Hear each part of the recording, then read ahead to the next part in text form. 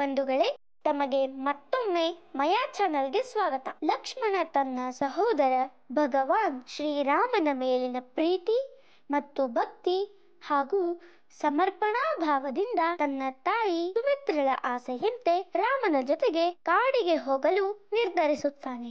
ಹೊರಡುವಾಗ ಸುಮಿತ್ರ ಲಕ್ಷ್ಮಣನಿಗೆ, ಪ್ರಿಯ ಮಗನೇ, ಎಂದಿಗೂ ಜಾಗರೂಕನಾಗಿರು ಮತ್ತು ಯಾವಾಗಲೂ ಎಚ್ಚರಿಕೆಯಿಂದಿರು. ರಾಮ ಸೀತೆಯರ ಮೇಲಿನ ನಿನ್ನಯ ದೃಷ್ಟಿಯನ್ನು ಎಂದಿಗೂ ಚದಲಿಸಬೇಡ. ಅವರಿಗೆ ಏನೆಲ್ಲ ಸೌಕರ್ಯ ಬೇಕೋ ಅದನ್ನು ಒದಗಿಸು ಎಂದು ಹೇಳುತ್ತಾಳೆ.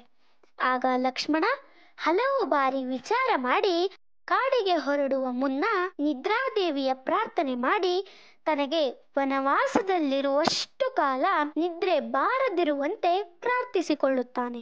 ಆದರೆ ನಿದ್ರಾದೇವತೆ ಇದಕ್ಕೆ ಸಮ್ಮತಿಸುವುದಿಲ್ಲ. ಆಗ ಲಕ್ಷ್ಮಣ ಬೇರೆ ಉಪಾಯ ಏನಾದರೂ ಇದೆಯಾ ಎಂದು ಕೇಳಿದಾಗ, ನಿನ್ನ ನಿದ್ರೆಯನ್ನ ಯಾರಾದರೂ ತೆಗೆದುಕೊಂಡರೆ ಮಾತ್ರ ನಿನ್ನ ಆಸೆ ಪೂರೈಸಬಹುದು, ಇಲ್ಲವಾದರೆ ನಿನ್ನ ಆಸೆ ಪೂರೈಸಲು ಸಾಧ್ಯವಿಲ್ಲ ಎನ್ನುತ್ತಾಳೆ.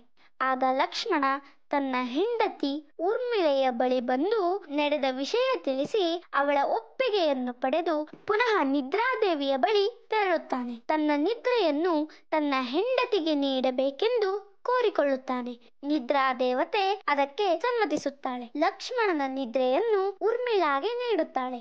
ಮುಂದೆ ವನವಾಸದ 14 ವರ್ಷ ಲಕ್ಷ್ಮಣ ನಿದ್ರೆ ಮಾಡದೇ ರಾಮನ ಕಾವಲು ಕಾಯುತ್ತಾನೆ. ವನವಾಸದಲ್ಲಿರುವಷ್ಟು ಕಾಲ ನಿದ್ರೆ ಮಾಡದೇ ಇರುವುದು ಲಕ್ಷ್ಮಣನಿಗೆ ವರವಾಗುತ್ತದೆ. ಹೇಗೆಂದರೆ, ರಾವಣನ ಮಗ ಮೇಘನಾದನು 12 ವರ್ಷಗಳಿಗಿಂತ ಹೆಚ್ಚು ಕಾಲ ನಿದ್ರೆಯನ್ನು ಮಾಡಿರದ, ಅನ್ನ ಆಹಾರವನ್ನು ಬಿಟ್ಟ ಹಾಗೂ ಮಹಿಳೆಯರನ್ನು ಕೆಟ್ಟ ದೃಷ್ಟಿಯಿಂದ ನೋಡದ ವ್ಯಕ್ತಿಯಿಂದ ತನಗೆ ಸಾವು ಬರಲೆಂದು ವರ ಪಡೆದಿರುತ್ತಾನೆ.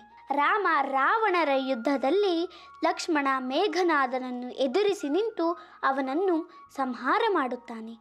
ಹೀಗೆ ಲಕ್ಷ್ಮಣನ ಕಾರ್ಯವು ಹಿಂದೂ ಪುರಾಣಗಳಲ್ಲಿ ಹೆಚ್ಚು ಗೌರವಿಸಲ್ಪಟ್ಟಿದೆ. ಅಲ್ಲದೆ ಸಹೋದರ ಪ್ರೀತಿ ಮತ್ತು ತ್ಯಾಗದ ಉದಾಹರಣೆಯೂ ಆಗಿದೆ. ಬಂಧುಗಳೇ, ಈ ಕತೆ ತಮಗೆ ಇಷ್ಟವಾಗಿದೆ ಎಂದು ಭಾವಿಸುತ್ತೇನೆ. ನಮ್ಮ ಮಯಾ ಚಾನಲ್ ಇಷ್ಟವಾದರೆ ಲೈಕ್ ಮಾಡಿ, ಶೇರ್ ಮಾಡಿ, ಕಮೆಂಟ್ ಮಾಡಿ, ಬೆಲ್ ಐಕನ್ ಒತ್ತೋದನ್ನು ಮರಿಬೇಡಿ. ಧನ್ಯವಾದಗಳು.